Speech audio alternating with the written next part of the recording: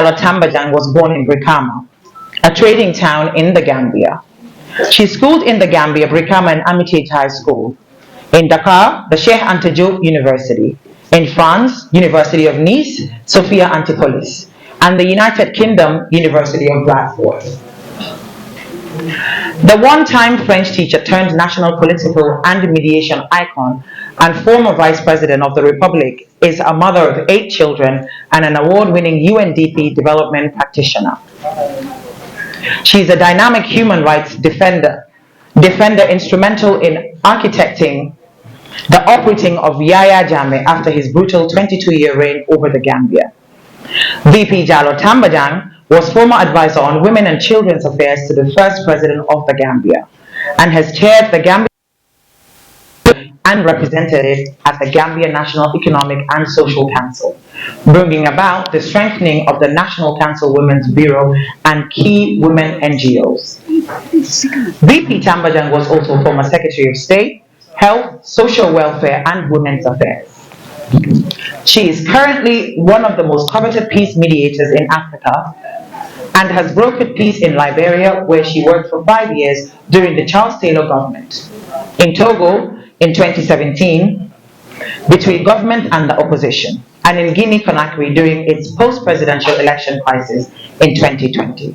In Sierra Leone just recently, after their 2023 post-presidential election crisis, amongst other mediation initiatives she has headed.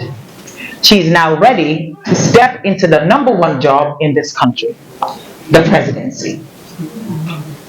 With an agenda heavily focused on tackling the many challenges young people in this country face, with us today is a lady every young woman and every man should emulate.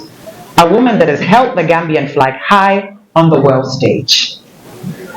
This is who we have in our midst today.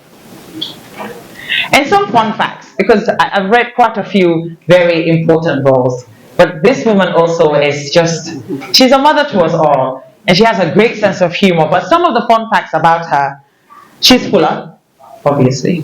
Tambajang Jallow. Tambajang is Mandinka, that's for me. A Mandinka because she married a Mandinka from Bansang. A Wolof because obviously if you're in Gambia, you must speak Wolof. Aku because her greatest friends and her adopted mom was Aku. Lingala because she lived in Congo for many years. French because she studied it in the university and was briefly a French teacher. She is definitely a girl from Briggs, aka Brikama. And the question here is, what can she not do? This, ladies and gentlemen, is who we have in our midst today.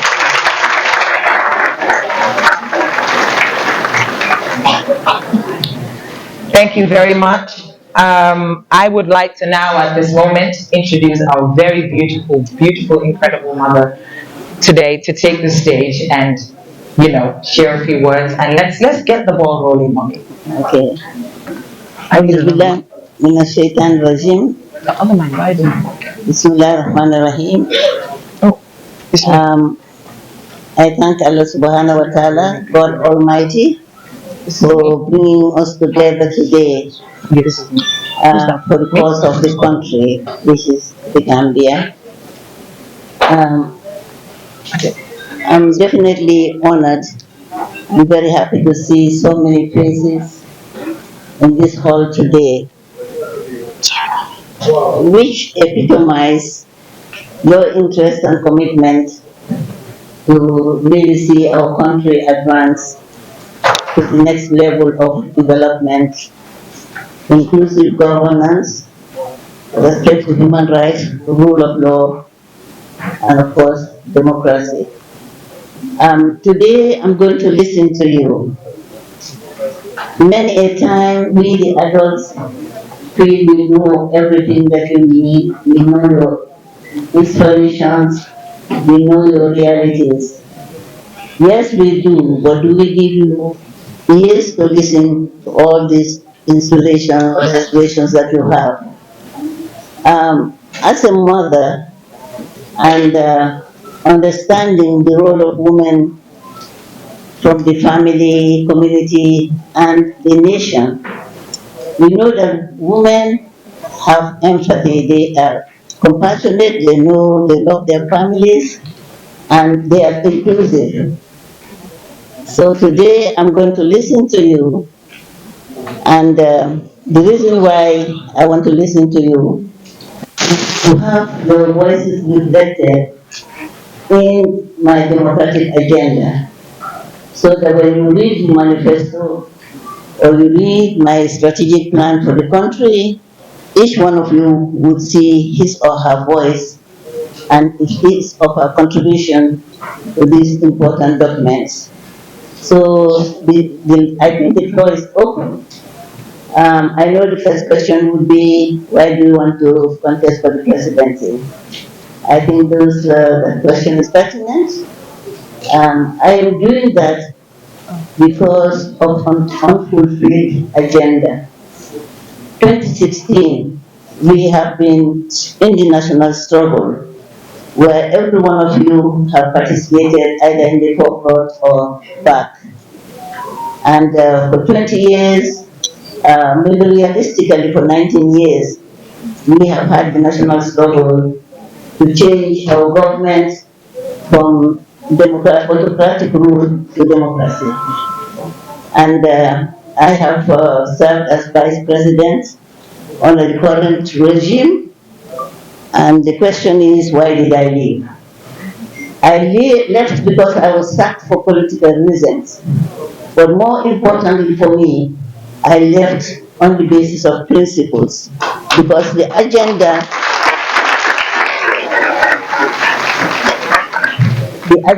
for which we fought day and night in Kairaba Beach, in small huts, under the mango trees, under the baobab trees, are yet to be fulfilled.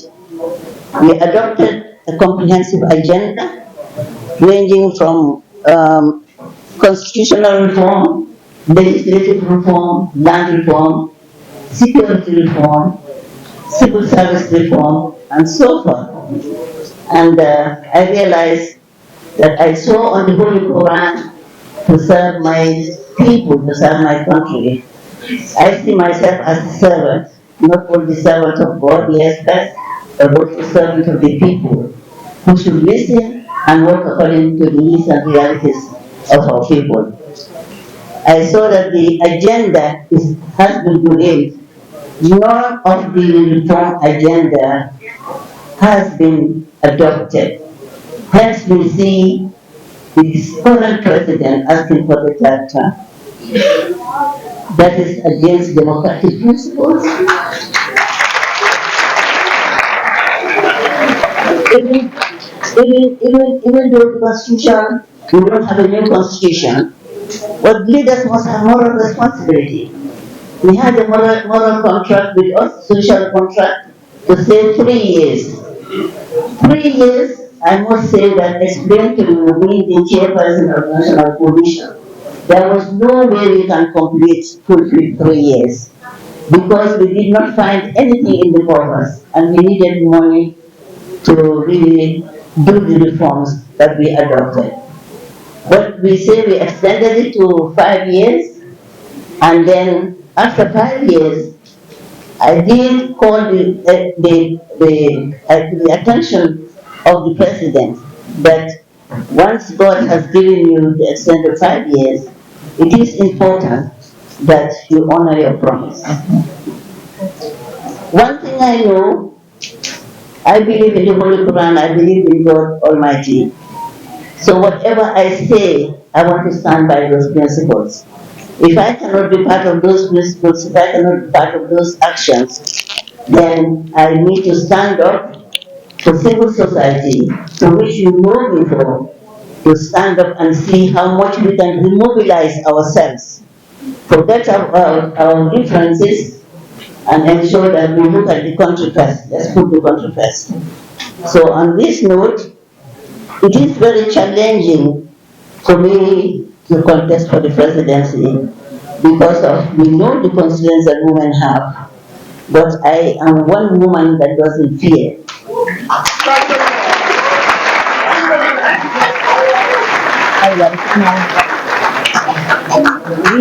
We have fought a most powerful man, Yaya Jammeh, most powerful, most popular, most wealthy than the current president. Absolutely. And we fought him tooth and nail. And we saw the results because we were together as a nation. If we come again as a nation and we decide and we are committed to really change this undemocratic regime of Adam Abadu, we will do it. So on this note, I will now leave the floor to our able, excellent. Thank you very much.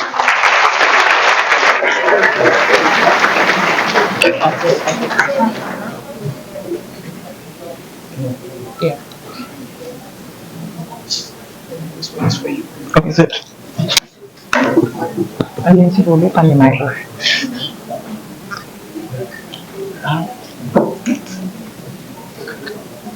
But I don't know if this is working. That's why there's no sound coming from this. So, and I told it. Thank you very much. I'm sorry to give my back to some of you, but from time to time I'll be swinging to see your faces. Your beautiful faces. Thank you very much, ma'am. I would like to just open the floor, but first, of course, I'll ask some very pertinent questions that I know a lot of us have. So sorry. Thank you. Some of the key questions I believe today, a lot of people have.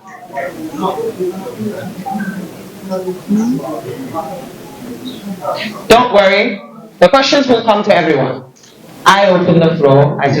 We'll just start the conversation a little bit, and then do not worry. I know a lot of us are here are eager to ask very pertinent questions, and we will all have our turn. That is why she's here.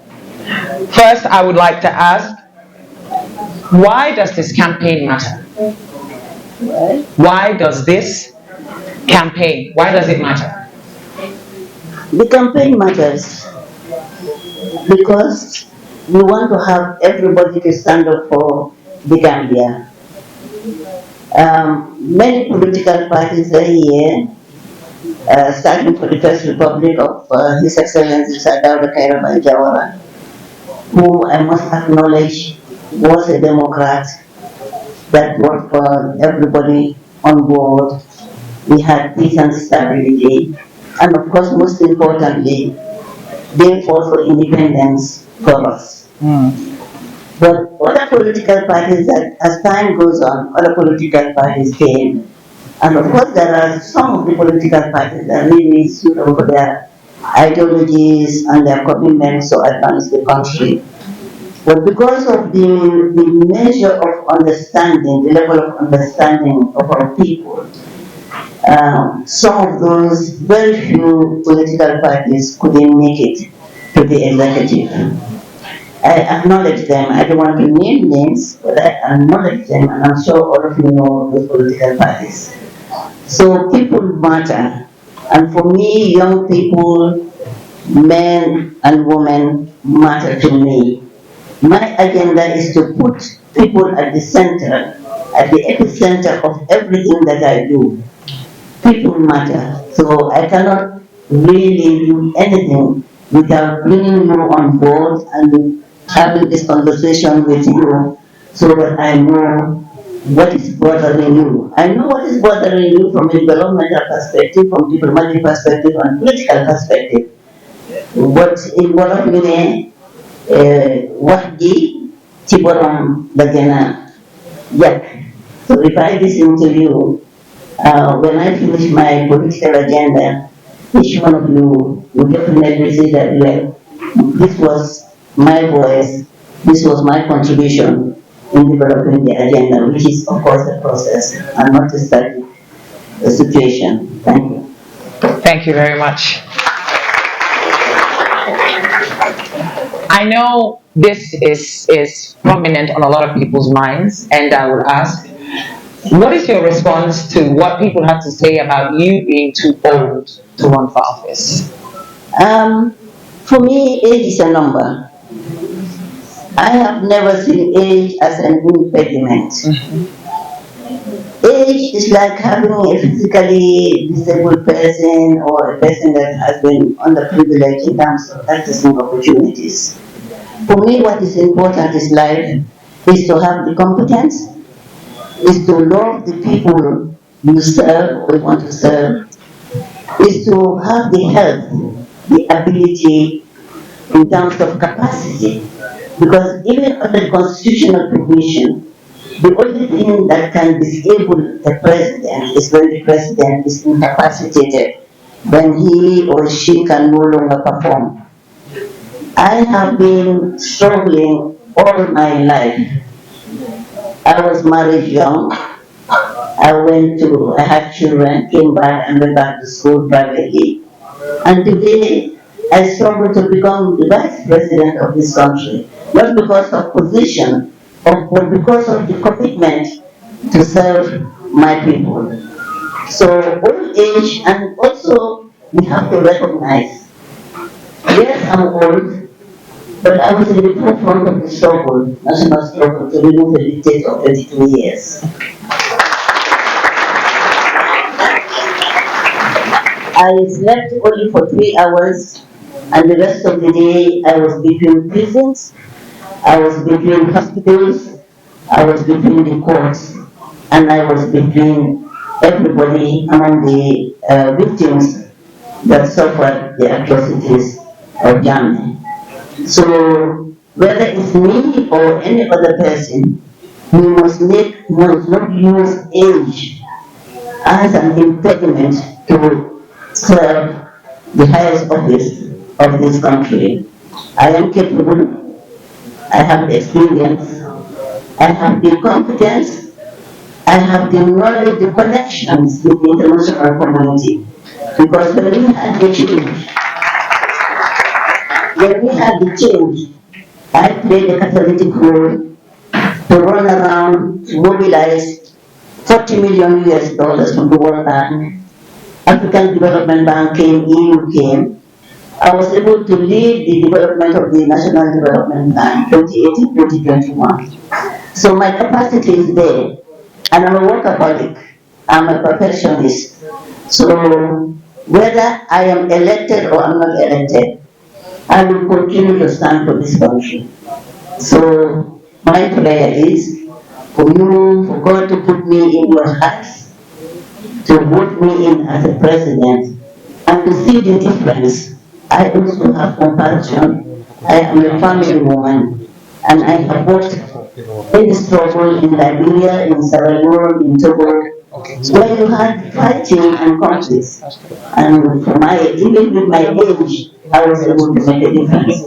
Today, Sierra Leone is in peace because we had the EU and the African Union and ECOWAS that selected me to be the peace mediator between the opposition party and the ruling government. And even in Gambia here, each time there was a problem, I stood in parliament to defend our country, to defend the executive, to defend our country. The Faraba incident, the Musumbala incident, the Manjago incident, so many problems that happened. And I also defended many people who were wrongfully dismissed from government. So it is not the age that matters, as long I have the competence and particularly the commitment to serve this country. Thank you very much. I hope that puts that to rest. Another question I have is, what are your plans for the youth? My plan for the youth is to have many programs to empower them, economic programs, social programs, and also political programs. My government is going to promote the empowerment of youth, men and women. I've worked for in the project area, project development for the past 30 to 35 years. Personally, I can design a project within 5 working days, and I can mobilize resources. So I'm a technocrat, politician by default, but a technocrat. I'm a fully technocrat that has been groomed by the United Nations Development Program. So I know how to mobilize resources. I know how to engage the international donor community. But my thinking is that we are going to first of all use the resources that we have, the domestic resources, before we go and give the ball, the hand to the international donor community. What I want to do is to transform the productive sectors of this economy, the agricultural sector, so that it can attract young people to become farmers using the agro-industrial development value addition. We have the horticulture, we have everything, every domain, including also sports. Sports also is a lucrative business. So I know that I can do a lot of things that can make our youth to stay here in the country. Our youths are dying in the Mediterranean Sea because they lack opportunities. So my agenda is going to be inclusive agenda. Even in the government, the cabinet, I will have some youths in cabinet because I don't believe saying we should wait for them, we should wait for youth, we should allow them to wait for us. This is a time where young people and elderly should work together to build the nation. Because without experience, you can never make it. And if we leave continue leaving you behind, there is no way you can gain that experience. So in my government, you will have young people as ministers, you will have young people as farmers, we will have young people as entrepreneurs, and also we can have young people in the diplomatic service. So this is the agenda I have. The details of the agenda when I'm launching the party, inshallah, you will all have copies of the manifesto, a copy of also my strategic plan. My also strength is evaluation. Whatever I do, I deliver. I am a perfectionist. I may say that sometimes I think it's bluffing, but it's not bluffing because sometimes you also have to show your strength. You know, I can design programs, I can mobilize resources. And the thing is that people believe in my leadership because I'm honest. Have a sense of integrity. So many commissions, so many commissions have been established in this country, but no one is going to see my name on those commissions. If the government doesn't owe me, I don't owe them anything. So you can rely on me, you can depend on me. And I think we need to also have change of mindset. Let us try the women. We've been trying the men all the time. That's so true. Apart from, excuse me, apart from Sadawla Herabai Jawara, who among the men that have led us has done what inspires our people. Today, the 22 years, initially, because I'm very honest, initially, His Excellency, the former Excellency Ayame, he tried his best. But because soldiers are not meant to govern, and because they didn't have the experience, there was no way he could make that impact that required. Then this one came and said, you know, Not this one. that his niche is infrastructure. Are we going to eat infrastructure goods? Are we going to just sit and drink water? What we need is the first of all my agenda is the economy. How do I move the hardship that we are all experiencing in this country? Bag of rice was how much? Now today 2,000 and something. So my first agenda is to improve the economy. How do I improve the economy? Is to ensure that we have strategies to reduce our debt burden. Today, the threshold of the debt, we are servicing debt more than using it for quality of education, quality of health, agriculture, and reproductive sectors. So for me, when I come back, I'm just saying that I'm not like other leaders that will tell you in 3 months, we are going to have a bag of rice at $300. That's unrealistic. But I will try my best, just as I have tried. Within the year of my vice presidency, I was able to bring so many things in this country, including Turkish Airlines. I was able to bring the technical assistance for Turkish Airlines here to support the scholarships of children. I was able to start begging for donors and also other countries to really help us to develop the youth capacity for entrepreneurship. So I was able to work with the EU to bring in the Women Enterprise Development Fund, which is now being politicized. It was meant for all women and young entrepreneurs. But now it's being mandated or is implemented by the Women Gender Ministry rather than having it at the national level. So there are so many opportunities. And already I've started engaging donors who are willing and open to help me have so many projects in development sectors. I want to I want to really, when I'm holding a stick at 90 years old, to look back and see new young people being in different positions and taking care of your families. There's no young person that doesn't want to earn a living to help his or her parents. But now you cannot do it. You can't do it, and the situation is really there. You need to move forward. Thank you. Thank you very much. My second to last question before I open the floor. What is your stance on independence and leadership? Independence for me is sovereignty that is depending on your people first. Depending on your people, meaning you have to build their capacities and provide them with opportunities. If you provide people, everybody cannot be in the public service. But you can have regulatory measures to ensure that you have the enabling environment where everybody can create a niche for yourself. Independence means you have to be self-reliant. You remember Sadauda Kairaba Jawara, may Allah grant him Jannah Firdaus. He had a Tessito philosophy. You remember Tessito? Self-reliance. Everybody said Tessito and everybody was in your corner where you helped with you, even if you were a street vendor, you were able to improve your capacity to feed your family and to contribute to national development. Well, now we don't have that.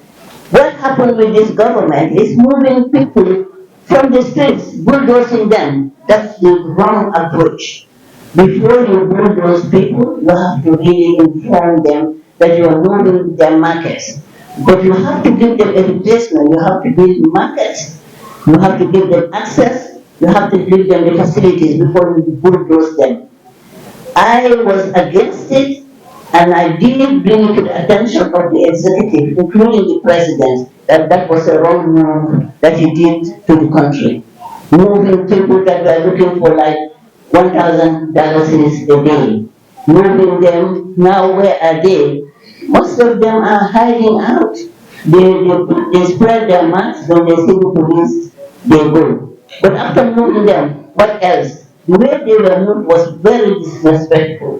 Very disrespectful. And I think that for me, I will be creating, strengthening the markets that are available because I'm not going to invent the wheel. What I'm going to do is to see where the communities want a market. I will try my best to have a market.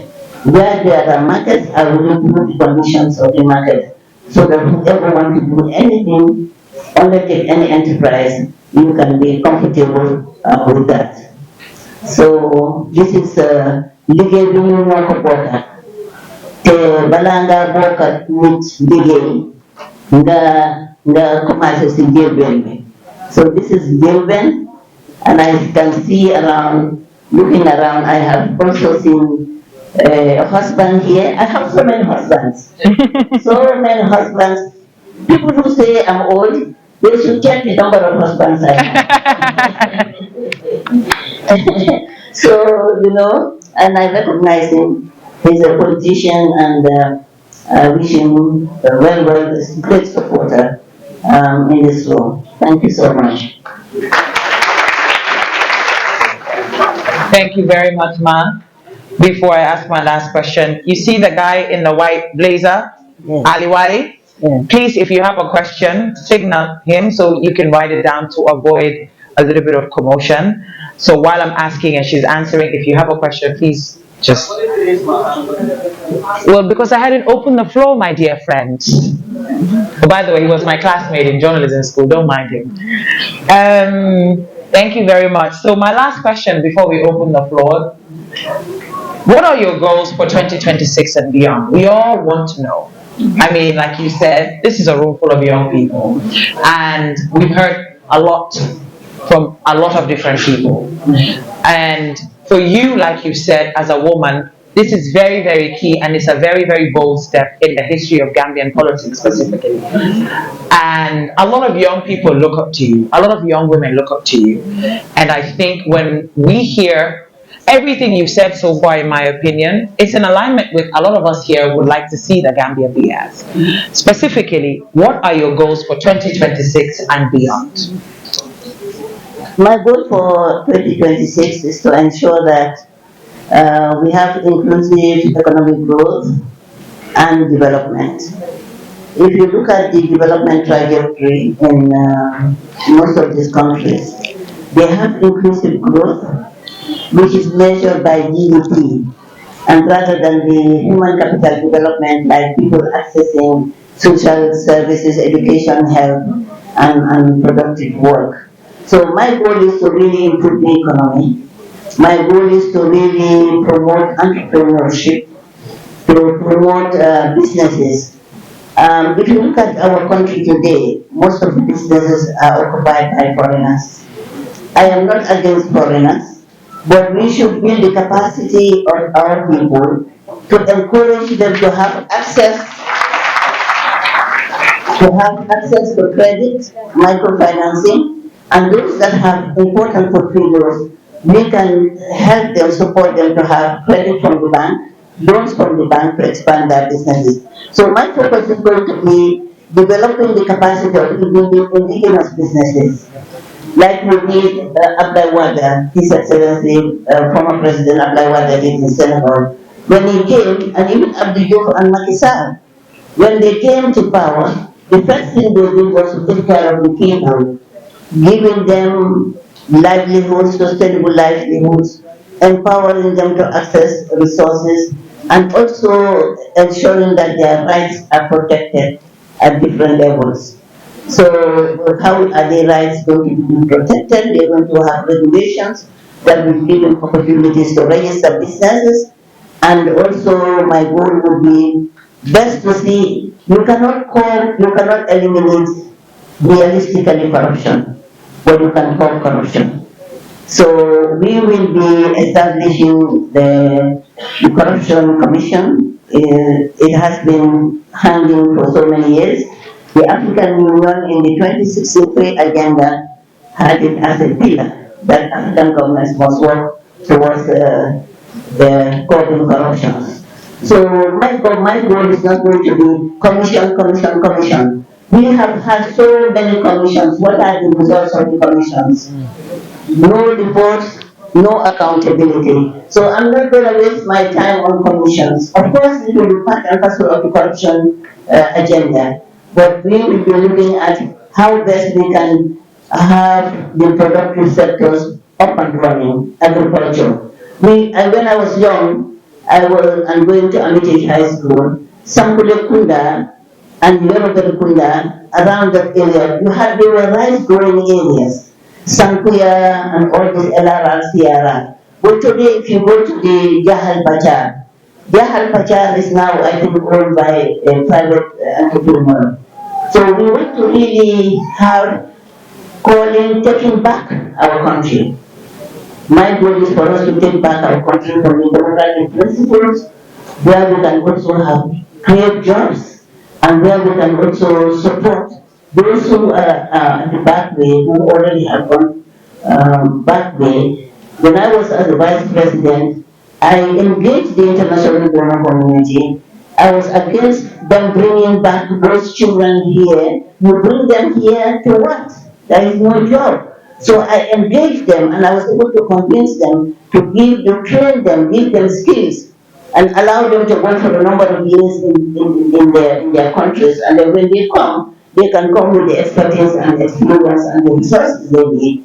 So it's going to be people-centered. For me, it's going to be citizen-centered. And finally, my goal would be to really engage. I like engaging people. Fortunately, I say I thank Allah for making me a humble person. The reason why I'm humble, I found my parents humble. And the reason why I continue to be humble is the fact that I'm inspired by what my parents taught me and what the Quran has said. You come with nothing, you go with nothing. You come with nothing, you go good that you do in your grave. And I really want to go, when I go to my grave, that I sleep peacefully and that you continue to pray for me. I want to have a legacy where you can look behind and say, yes, amal na ko fi jaar, mu nekk jàmm ak salaam si réew mi, ci askan bi, ci njaboot bi, ak ci suñu diggante ak yeneen réew mi. The other encompassing, which is also talks about the goal, is part of the goal, is to really have good neighborhood with the region and the sub-region. We are in Senegal. If you look at geographically, we are in Senegal. So we need to have good relationship and we will promote trade. There is so much money in the African trade agreements that we can utilize, we can bring for the use of Gambians in the business area or in any other area that they want to go. So we will be working very closely with our sub-region, our region. And since women are not many in politics, even in Europe, they are really not many. So my voice, wherever I go, I will continue to really raise the voice and visibility of women and young people. So you can take me not only as a president, but also as your ambassador in every endeavor of life. Thank you. Thank you very much, ma'am. And now, thank you for answering all the questions I had. We would now open the floor and I'll call on Mr. Yusuf Taylor. Flex dance? Okay.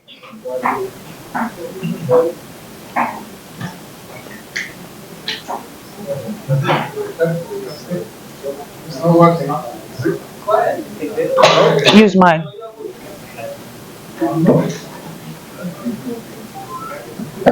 Yes, okay. First of all, Assalamu alaikum, and thank you for this initiative. I think it's very knowledgeable.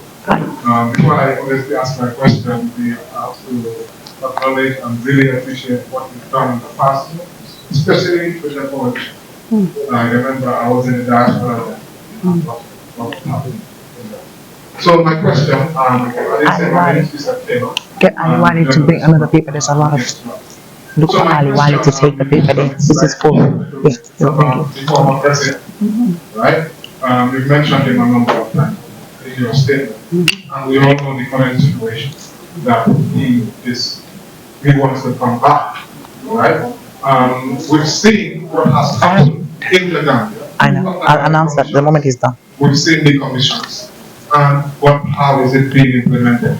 So, I mean, my question now really, what would you do differently? How would you deal with the issue of the former president, especially if he is trying to return and his funds over 1.6 billion missing?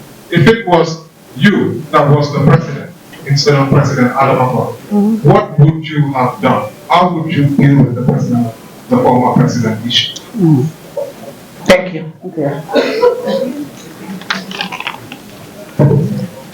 I would just, right before my ancestor, Is to get back our Gambia, bring back our Gambia. And by bringing back our Gambia, meaning Gambianization of enterprises, of endeavors.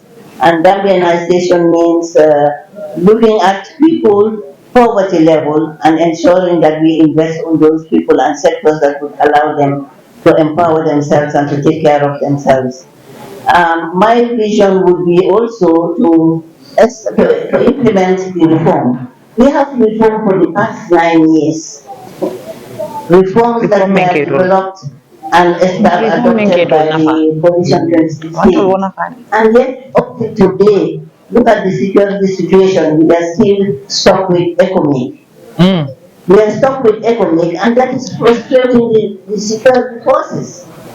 They are competent.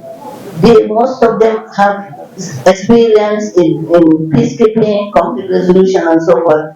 And yet we still have economic here. And the economic is only economic for the presidency, not for even for the vice presidency. When I was vice president, I said I didn't want the economic. I wanted my people. So up till today, I'm with the PIU. Because those are our people. If we don't trust our people, we frustrate them. So, and in the democratization process, what we need was to have security reform. Most of them would have been retired by age. Most of them would have maybe left the service, and others would have gone for peacekeeping. And they would have a very good size of the security people working efficiently and also providing them with the resources that they need. Because like you go to police station, something happens, they would ask you, how many motor, how many essence. So we definitely need to work on the security reform. And the other thing would be to have the constitution. The constitution is going to be a priority because without the constitution, a democratic constitution, there is no way we can have internal democracy in the political parties. Political parties have more men than women, even though women contribute to so many things, activities of the politics and politics. So we would look at the development of the adoption of the constitution and also the civil service. The civil service was best when during Jawara's time. People used to come from the sub-region and the region as attachment to the civil service here, but now the civil service today, if you go, they have no incentive. When I became vice president, I informed the vice president's office. Yan. I saw some people were Yung mo sitting in swipe ready pa corners sum. just marginalized. Swipe. So we had general meeting and people to know what they were doing and what they wanted. So we need to really motivate the civil service and of course the legislation. There is a backlog of laws, backlog of cases.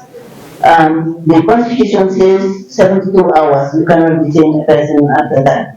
But up till now, we still have backlog of cases. When I go to prisons, I visit the prisons from time to time, also during 2016 and 18. And I find so many people, 5 years, 4 years, they're just there waiting, they don't know their fate. So that would also loosen. The other thing would be to really reform the prison service, the prison infrastructure. We are all liable to go to prisons. You don't go to prison because you are a criminal. As a you can be a political detainee. You can also fall in the other side of the law, and and go to prison. So any one of us can be a prisoner. So I think that the prison is not supposed to make people to be hardcore criminals, but rather they should be in a conducive environment where they can have skills and so that when they leave and go back to the communities, they can benefit themselves and their families and also the community. So I believe that that's what I'm going to do. So the 100 days of my office would be really work because I'm a workaholic. If you ask my children, they will tell you I'm a workaholic. So what I will do is to first of all establish a very good cabinet, a cabinet by merit, not via money. I'm going to have people that really, yes, I'm going to have an open door policy where we will open it to that's why I had initiated the national think tank, where we can have, it's going to be a vehicle where people can fill in their CVs and we can establish a committee to look at those that are competent, young people, women, and so forth. And you can depend on me. I'm going to be next government, I'm going to be more women. And I'm sure that most of you will also most of you will also understand. So it's going to be open door and it's going to be merit based, not because of politics. If you bring a politician to cabinet, they don't contribute anything. They don't contribute anything. Even sometimes the cabinet papers that they prepare is difficult for them to present. So it's important to bring them competent people, technocrats that know the issues. We should forget about ministers being just political figures. We should be technocrats to understand, to guide, to lead, and to facilitate, and also support the staff that we are working with.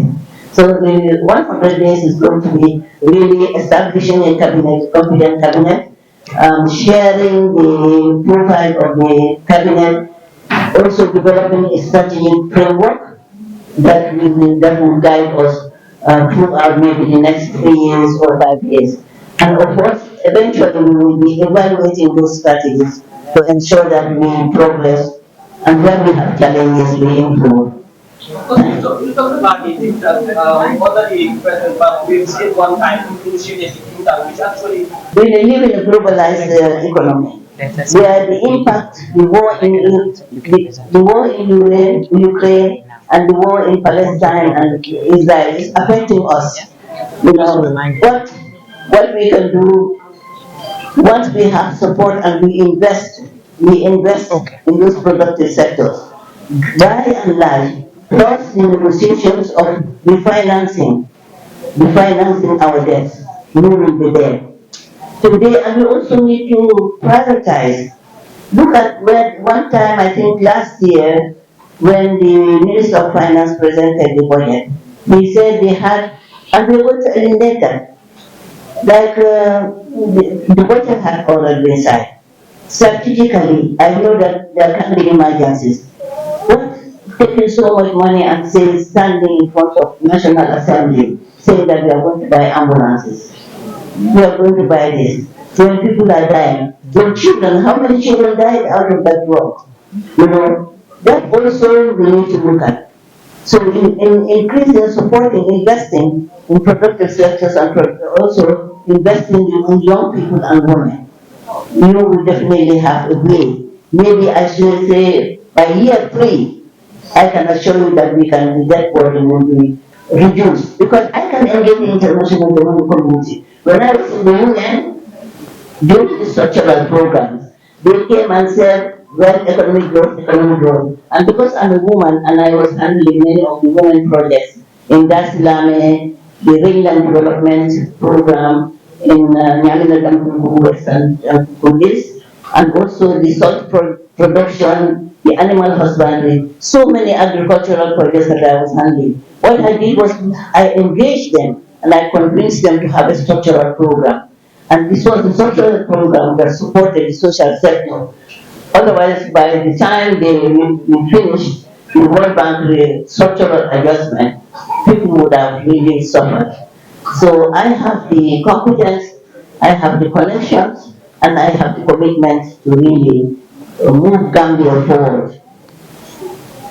For the issue of women's participation in politics, everywhere in the world, look at Hillary Clinton. You know, Europe itself doesn't have the numbers that they need according to the Universal Declaration of Women's Rights. You have the UN Convention 1325, which is saying that they should have more women in decision making. We have ratified this in the 80s when the Women's Bureau was established. But the numbers we have to advocate. Women have to also work for women. We have to be supportive. Or if you have a man and a woman contesting for presidency, they will put the vote in the man's box. So we have to also change. If women want to come, have more women in decision making, they have to look at women, not women as any other, but also competent women that can represent them. I know we also have certain shortcomings. Women, when sometimes when they are up, they don't look back. So for me, my legacy is to see many more women in the political arena, many more women in diplomacy, many more women in other sectors of the economy. So it's a transformation. We have to transform our mindset. That what men can do, women can do. And sometimes women can do better. Because women in leadership, it's hardly seen a woman being accused of corruption. Hardly. And there is temptation, I can tell you. When I was vice president, so many businesses would come. They will want to give me something under the table. In their interest. And what I said was, I will not sell my country. I fought for my country, and I will not sell my country. So I have not taken any budget from any investor. So many is temptation. It's a big, big temptation. People come to you in your house, in the office, everywhere to tempt you, but what you need to do is your integrity and the Quran that on which you have sworn to serve your people and not to use take the resources that is meant because corruption is killing people. If you look at the amount of corruption in the national audit, if you transform that into a health post, you will transform it into the local doctors or medication or schools. You will have quality life and decent living. Thank you. Thank you very much. I hope that has answered your question, Kex. Okay. Um, Finally, Mr. Ali Jallow. I know. Came on. To pay a fine for abandoning your mom. I haven't seen it for ages, but I've been following you up, and definitely you also played an instrumental role while you were in the diaspora. If I were the president, I would handle it totally different because, first of all, the assets, coming to the starting from the assets. The decision that we had made was that the assets must be sold in line with within the realm of the law, and that the proceeds should be invested in the National Development Fund for development. That is one. The other one was to really pay before repatriate or how do you call it, the big reparation to the victims of Germany. And I just want to acknowledge them here. It hurts me, pains my heart when I see that they're still, most of them are still in the condition they are. I have been engaging them, but at some point I felt bad seeing them and not being able to do something for them. So that was the thing that I was going to do. But of course, it did not happen in that way. The commissions were established, and we know the outcome of the commissions. So many commissions have been established, like the TRRC, which was the story of the epic story of the Gambia. I would have expected by now we have the TRRC recommendations implemented. In terms of his coming back, saying that he's coming back, it's very easy. What you do universally when somebody is on asylum, you cannot speak to the country, your host country. You cannot engage in any way apart from maybe calling your family members or your friends. So it's very easy. What they will do is just to have the Minister of Foreign Affairs to write to the government of Guinea Equatorial and tell them that this is what he is doing. And then follow it up with a delegation, special envoy. Diplomatically, that's what they should do. But the president doesn't need to stand and say, I am the president, he knows I'm strong and so forth. No, no, no, no. There are things that the president should not even involve himself in because you have ministries and those ministries have substantive responsibilities. So that's what we should have done. There was no send a delegation. And if he continues, then president to president. You call the president and say, well, I'm concerned that this is happening. Because Yaya Jammeh can never come here again, I can assure you. He cannot come because they say ECOWAS had signed something that he can come. He cannot come. And because I was also, if you remember, I wrote an article on the Guardian to say that I was one of the people that said he has to leave this country. Political leaders were saying, "Naiko buy modern Kanilai." I said, no. You don't listen to women's voices sometimes, but we are intuitive. If we live here in this country, within 3 months, he was going to, because he had influence. The man is strong, he was popular, he had money. He would have played a coup against the government.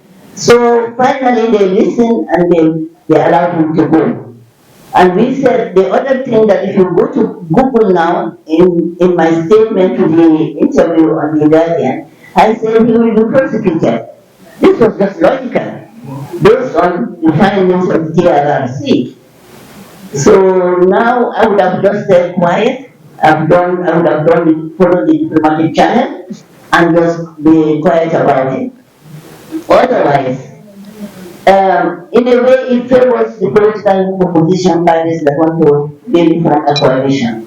But it doesn't favor the ruling government because it has shaken. Yeah, still has influence. It has shaken the political landscape. Absolutely. We see the people outside. The supporters are outside. And those supporters, will you think they will vote for the ruling government? They will go, no. And I think the thing is that the big mistake that the president did, you removed a president, you sent him to exile. How can you engage his party to be part of you? That is unethical. One of the reasons I had seen that when I saw them coming in and out of State House, I advised him against it, that it was not the people were still hurting, and it will not be nice to see that he goes into, he entertains the APRC. I'm a Democrat, everybody has a right, but people were hurting. It was, what we should have done was to ban them for 5 years, initial 5 years, just as they banned the PPP, and then allow the government to settle, and then at a given point, they can come back and govern or compete in the contest in the elections. For me, I'm very strategic and I'm not emotional. I have no agenda. I think it was a wrong move to really bring the APRC. It is a slap to the nation. Bringing APRC as Speaker of our National Assembly, bringing the deputy as deputy APRC deputy leader. It's a slap to the nation. It's a disrespect to the nation. And I think he did it purely out of personal interest. I think he needs to look at that. Because God forbid it, if he is no longer president, if something happens to him, we are going back to APRC.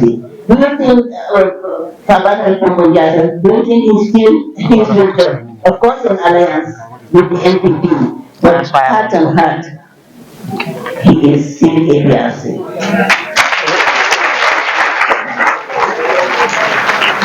Thank you very much. I hope that answers your question, Mr. Taylor. Thank you.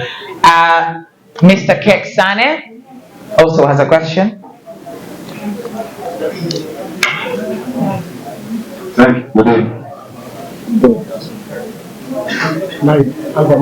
This mic is horrible. Take this one. You'll be running a lot today.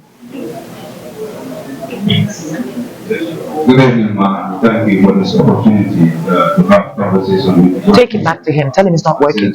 I've been talking to him. He thinks he knows better than me. Take it back to them. Tell him it's not working. First of all, we know this country so we are the One now, why does Madam now? They always think they know better. What this government has taken for the past 8 years is more than what Yami and Dora has taken down your loan. Having an intention to take over from Barrow, how do you address the indebtedness of this country, because it is killing us if you look at the 2026 budget. What we are going to pay in terms of debt service is more than all the various ministries in that allocation. So somebody from Barrow has serious issue to address. That's the Let me see development in of this text country. name That's Taylor why Amos. prices increase. That's why everything is expensive in this country. I think I'm Because the going. money that we generated internally, the vast majority of them goes to debt service. How do we get to address Nine kang kay Baloso. Game video. And my second question, I will just go ahead. We have an Video. issue in our country in terms of women being part of or taking leadership position. It is the mindset of the people. Even if you look at what they call contested for election, you look at the amount of men that are put into political office compared to the people, women that are elected. You can see that. So how do you, a country that is not yet ready to become political awareness, that one man can do, how do you educate the majority of voters of the Gambian people to understand that it's time for us to elect a woman to head of office as a president of the Republic of the Gambia? For the dead body, when I became president, that was my greatest concern.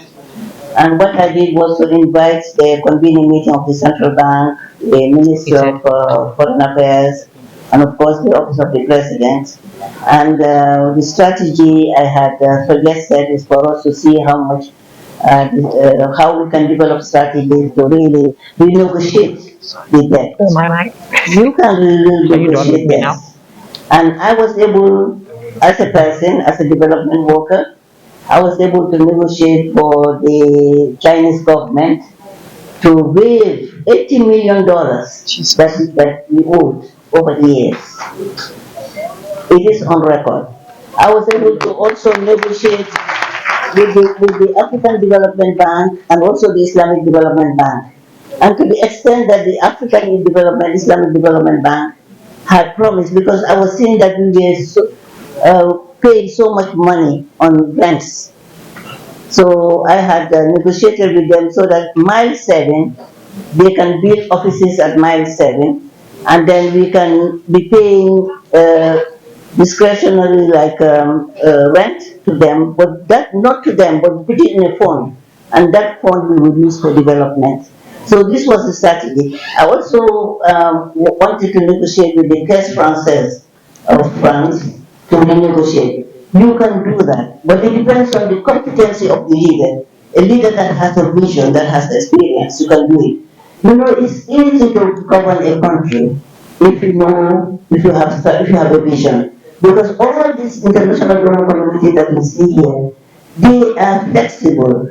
If they know your country and know your country, you can negotiate those debts. And then how do we also increase our resources, domestic resources? Domestic resources, today we are a tax-based economy. We need to diversify the economy by opening up the private sector, by opening up the productive sector, like the agricultural sector. How people work. When people work, they contribute to that. Rather than today, GRA is the only resource reliable revenue for us. GPA is going down the drain. Gamtel want to say about it. So the state enterprises are really not working in the interest of the country. So what we do is to have the diversify our economy and to alleviate the livelihoods of people by negotiating for prices, like removing monopoly.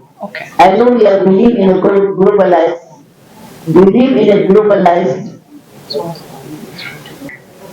That was my baby. I initiated it from the experience I had from the UN and the experience I have in the international working in the international community. Even in America, you have national think tank.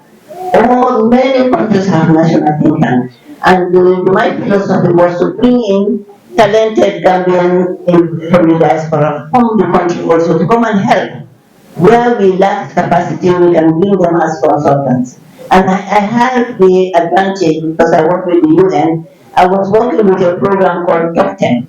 And what the Top 10 does is to bring in, when government brings in people from the diaspora, they will pay for 2 years, 3 years of their salaries, give them housing, and then ensure that they train the national local counterparts. So that when they decide to leave, we will leave national counterparts here. And because it was my baby, when I left it, everybody killed it because in the first place, people, government was not interested in it. I would say they were not interested in it. When you have an agenda like that, a national agenda, it's better for you to stay on course and see how best you can really facilitate to professionalize it. But also, I must say that it's because of lack of experience. People they didn't have the requisite experience to understand the importance of a national think tank. Was it political motivated? Aliu? Thank you very much, Aliu. I'd like to pass the mic to a young lady called Mariama Jallow. Yeah. She's the one that wrote her name. It's right here. Assalamualaikum. Good evening to you all, and good evening, and to the participants that are here today. I do appreciate the opportunity given to have a question on this session day. Basically, focusing on FDT, a chance to the public, and then basically I believe that it's for the youth. My question for the day, I think it will be one because others have already answered the other questions that I want. I mean, what I would elaborate on to long-term visions.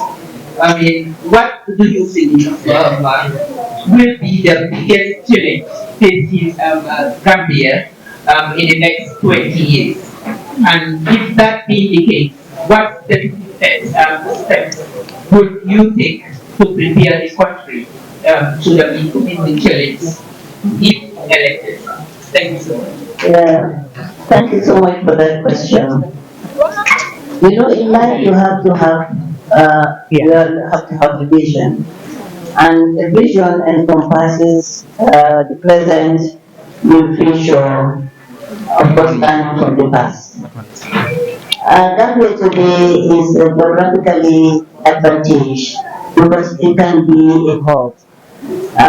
It has a very good landing strip for air for flights. You also have the port, which is of course relatively Aliu is annoying like that. I know, that's how he is. contract to other foreigners. So what we need to do is to really look at the infrastructure, building the infrastructure, giving our people, our young people, the skill sets that they need, the vision that they need, the skills that they need to work for the future. That is including, of course, the emerging technologies like AI. For me, I have some reservation on AI because AI, some of the cons of AI is really removing the workforce, human workforce. Most of the workforce will really be reduced. So what we can do is, as a government, I will do as much as possible to look at methodologies that will allow our people, even though technologies are moving, we will leave them back on the workforce and will give them skill sets to really cope with the emerging technologies. We will also look at what is happening in the world. You have climate change, you have disaster, you have human disaster, and also natural disasters. So we just have to be strategies. We have to build in strategies that will not only respond to the present but to the future generation to come. And in terms of leadership, we also need to look at leadership, having good leadership, leadership that have vision, and leadership that are accountable to the people. Most of our leaders, there are some, but most of them are usually function. They don't look beyond themselves. Like when I have my government, I will not condone corruption and I will not condone with incompetence. And if anything happens, we need to look at it from the human rights point of view, not just come and allowing laying off people. What we need to do is to look at what their challenges are in terms of competences and build their competences. So the future is bright, but the future can also be bleak, depending on how you see it. For me, I have hope that if you prepare your people, you put people at the center of development, at the center of dialogue and central processes, we will definitely have the adequate capacity to respond to the future. And my prayer is for us, for the future, to find us in good shape so that each one of us will have a part to play in the process. Inshallah. Thank you. Just quickly, if we can have one rule, because while she was answering, there was a lot of noise from that corner and that corner. If we can please have one rule respectfully, we would really appreciate that. Thank you. Also, when you're asking your questions again, do not follow the lead of Ali Jallow. He's always been this way in class. If we can have one question per person and keep it precise, we would really appreciate that. And the next person would be Mr. Bob Keta.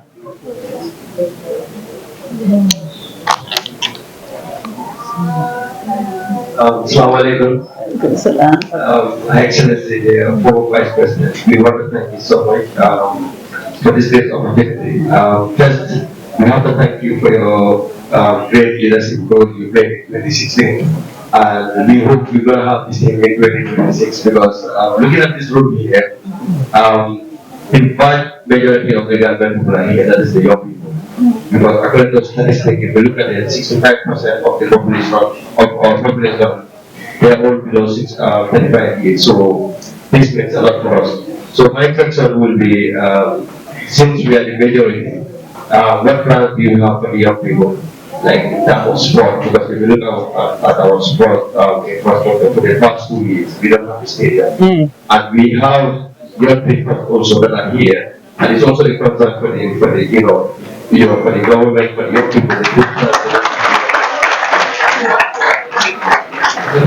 So when I was sitting here, I have a conversation with them. So most of them, they already have this avenue. So all what they want is the government to give them the license so that they can be able to build their own infrastructure and then do that. So what plan do you have for these young people, all the young people that are engaged in sport?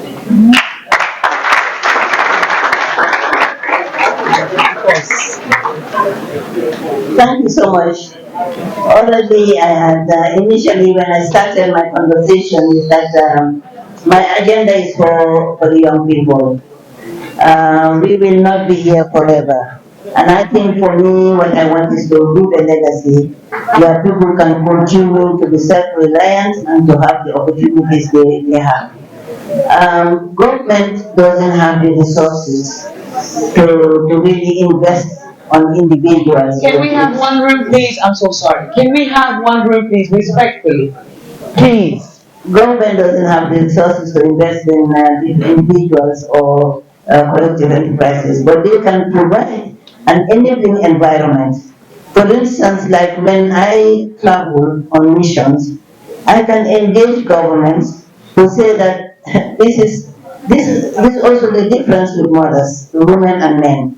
Each time I travel, I always know that I have left my family behind. That is the young people that I have left behind that are so committed and want to do so many things, but unfortunately you don't have the opportunities. So you can engage governments to say that, well, I want a fund, for instance, a fund that will support young people. In the African Development Bank, there are so many opportunities, lots of money in the African Development Bank. And because I'm a technocrat, I'm not going to just sit and sign. I'm not a person that will just sit and sign. I'm a person that is engaged. You bring me something technically, I will look at it and assess it and ensure that it makes an impact on the lives and livelihoods of the people, young people. So I can engage, I will not give you resources from government because you don't have it, but I can engage the international community and I also can create domestic resources that can have funds to really help the young people. The stadium, it's a shame that the stadium is still in the condition it is because the OIC, part of the OIC program was to have a new stadium. It was to have a new stadium, state-of-the-art stadium. And not only that, CAF has given funding for the stadium. So where is the money for the stadium? So this is where we need to have an accountable government. Whatever comes in for the people must go to the people. That's my belief and that's my commitment. Thank you very much, Ma. I hope that answers your question, Bob. Next, we have Swaibu Sane, SS Media. I hope it's Swaibu. Yeah, okay. Today I'm going to be one person that will start to support the media. I know Sadauda used to do it a lot, and I will definitely want to support the media. The other issue would be to professionalize the media. Now you have so many journalists, so-called journalists. Not everybody's journalists. Some are media, some are journalists. So the school of journalism also, I would like to support because it's a very lucrative, a very good institution that we need to promote. Government needs to promote the institutional capacity development. So that will do that. The other question you were talking about the 3 years government. The 3 years government, I just said that we said 3 years because we were in a rush. We had only 6 weeks to campaign, and we didn't have time.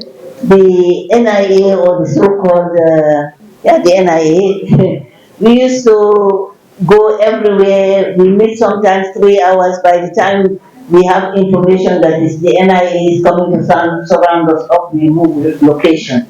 So we needed to really do some things very fast. But then, according to we should have, let me tell you, people say the coalition has not done much. The coalition has disappointed them, but I think, for me, I think no institution, no endeavor is perfect. We did it, and it was unprecedented for the first time in the history of this country. We have to change through coalition government. So we did not have enough time to really think through. These are some of the lessons we learned. We didn't have enough lessons to, enough time to really think through to have it 5 years. And besides, the president was somebody who came, nobody knew him, and so it was very difficult to say that we are going to have 5 years. And what we decided was to 3 years, and then look at it and see how best we move forward, call for elections and so forth. So I was part of it. I did not, I left the board in 3 years. But still, I stood by the 3 years, and because Do you want people to go that and we eat and did come not back? find anything in the coffers, in the treasury. Yeah, but let's not When they are doing the impasse, We've not even gone to 10 the questions. central bank was empty. How many questions? He emptied the central bank, we didn't have anything. We didn't have any budget support, we didn't salaries and so forth. So we needed to really work hard, we extended it. I could have said that because he sacked me on political reasons, that I will not continue supporting him if it were opposition. But because I was standing for the country and I knew that he was going to create problems with 3 years government, I stood against the mobilized the coalition and we spoke to those who were against the coalition. And even when they were arrested, I called the president and pleaded with him to release them. So 3 years was unrealistic. This was the lesson that we learned. Because it's, of course, with the constitutional provision is 5 years. And so constitutionally, and also matters got worse, when Honorable His Excellency Usamudago came out and said, anybody who says 3 years is going to take me to court. You see, so that also really added salt to injury. But realistically, 3 years is not enough. So this is a lesson that we learned, and I think that Coalition 2026 is going to make a difference. We are going to, the other lesson that we learned from the coalition agreement is that it was not legalized. We signed, but it was not legalized. If it were legalized, then President Barrow would not have been able to remove, to sack anybody within the coalition unless the person committed crime or violated a law. But because we didn't sign, well, these are lessons that you learn as you go on, as you take in some processes, and I know that the 2026 is going to be really, not again perfect, but it will be made perfect, inshallah. No. I'm not asking you just on I feel like the question regarding about the media and the influencers, as we connected together. So I'm talking about instead of supporting us in finance like subsidies or stuff like that, working on us getting monetized, our content getting monetized. Would you like what are you going to do to us to monetize our accounts? in that context. That's what I'm talking about. Because looking at Nigeria or other countries, their countries are monetized on most of the platforms. They get paid by because of their views, the number of views they get. Yes. Yes. In that context, when Yes. you are elected now, what are you going to do for us that are in that context? Well, I cannot be jack of all trades or maybe of all trades and mistress of none. I will have competent people to look at the issue and then advise me accordingly. I am going to be somebody that is going to find good advisors. Every advisor competent in your area, they will revisit that and advise me accordingly. And after advising me also, I will do my research. I will not depend on that advice. As a technocrat, I will do my research and do the right thing. I hope that answers it. Okay. We have about 45 minutes to the end of the event. So to help give everyone the opportunity to ask a question, please let us keep the questions very precise. If not, we have over 25 questions here. Everyone's not going to get a chance. And the whole purpose of this is for everyone to get a chance. Okay. Tita Joe. She's right there.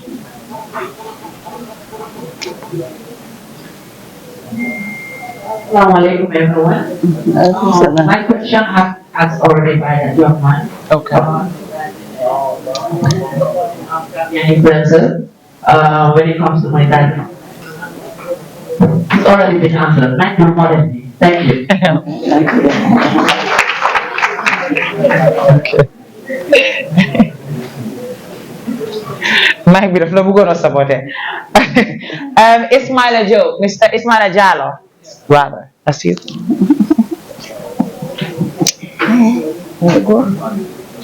Okay, so. Walaikum salam. Okay. Wow, okay, wow. Wow, ganun. Gaon, mapan naman yun. Thank you. Assalamu alaikum, Grandma. Yes. Thank you very much for this opportunity. My question is, seeing how most African heads of state usually abuse the resources in campaigns that they use for their own needs, just for their own political agendas, and not necessarily for the benefit of the people, do you think it's an idea that will be proposed in future government where any political party that steps in office is taken out of political campaigns, and then all they have to do is to do their campaigns by walking and not using state resources for their campaign? Thank you.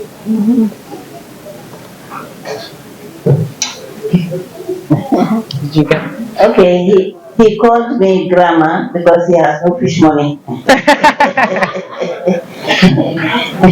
Ismaila, you're most welcome. I think that's a good suggestion. It's really unfair in the way state incumbents use state resources for campaign. They use state resources, and not only use the state resources, they will ask the communities to pay to contribute towards the campaign. Meet the People's Store is purely meant to understand the problems of the people, their aspirations and their realities and what they need in their communities. But now it's used as campaign. You cannot differentiate campaign and do the People's Store. I think that is we need to hold the executive accountable to that. When it's meet the People's Store, they use their resources. When it is campaign, they should use their own resources. Otherwise, it's really unfair on the opposition parties using their own resources while the incumbents, the executive uses their resources for campaign. It's a pertinent point. Thank you. Thank you, Mr. Jallow. Bilitis Keta, I hope the writing's a bit. That's you? It says Bilitis. Yeah. Good evening, everyone. My name is Cynthia, and I have a question on behalf of the university. So one of our major problems is that is the fact that we don't have the resources. And we all know that coronavirus and all of that. And the equipment governmental communication for one thing. So if given the opportunity to different. What are the things that you want? Yes, I think education is the pillar to human capital development. That's very important. It's a very important institution, and it's just wrong priorities. The government has wrong priorities. If you look at the education sector, the budget is very small, agriculture is very small, health is very small. So if you have a government that has the right priority, like the government have want to have, you are going to give education adequate resources to be able to really support the learning and also support students. And I'm also somebody that loves sponsoring students whenever I can. So we will establish also very strong national plans for scholarships for underprivileged children who are talented and yet don't have the opportunity to finance their education. And that's why we have so many dropouts, not because they are not talented, but because they lack the opportunities. So this is something that I would put on my agenda, even in my manifesto. Education and other sectors will definitely have adequate resources. Thank you, Bill Case. And also the thing is transportation. Transportation, yeah, I know you definitely face a lot of difficulties in traveling to Pakistan. So perhaps, as people are asking countries, some country like Turkey, to help with transport for students. We used to have the public transport GPTC for students, so perhaps we will go back to that place and see how best we can get people to support us in transportation. Does that answer your question? Yes, okay. She answered that as well. She mentioned something about Turkey that there will be scholarships provided, so that covers that. Yes. Next, Maimuna Fofana, of course. Okay, Assalamualaikum. Thank you for giving us this opportunity. I have a very good with you. Okay, my question is very precise. So it is how will you make sure that women, voices are not just heard, but included in major national decisions? So when I say women here, I don't only mean women with purposes. Because when we say women empowerment in the Gambia, what I used to see is that top position women, influential women, come together in a conference, talk, chit chat, and go home. Forgetting about the women in the rural areas, the ground seller, and the, so many women that that they are struggling so much, but their voices are not hard for being included in this struggle. So this is my question. If you become the president of the Gambia in 2026, how will you make sure that these women voices are not just hard, but included in these strategies in the Gambia, particularly the ground side?